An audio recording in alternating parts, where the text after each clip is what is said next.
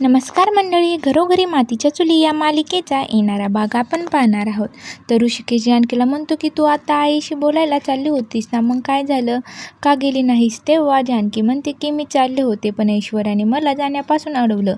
तेव्हा ऋषिकेश म्हणतो काय झालं ऐश्वर्या, का अडवलंस? तेव्हा ऐश्वर्या म्हणते की मला राहुल काही बरोबर वाटत नाही. त्यांचं शर्वरीवर प्रेम वगैरे काही नाही आहे. मला असं सतत वाटत आहे. तो फक्त इथे आपल्याकडे पैसा बघूनच आलेला आहे. समजा आपल्या सर्वांच्या सहमतीने शर्वरीचं लग्न राहुलला सोबत लावून दिलं आणि नंतर तो पैसे घेऊन फरार झाला, तर मग काय करायचं? मला तर त्या माणसावर विश्वास नाही आहे. तेव्हा जानकी म्हणते की त्यामुळे माझ्याकडे एक खूप छान प्लॅन आहे. तेव्हा ऋषिकेश म्हणतो हो, पण ते खरंच आहे.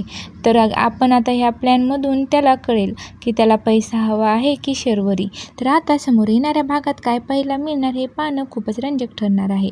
अशाच मालिकेचे नवनवीन व्हिडिओ पाहण्यासाठी चॅनलला लाईक, शेअर आणि सबस्क्राईब नक्की करा.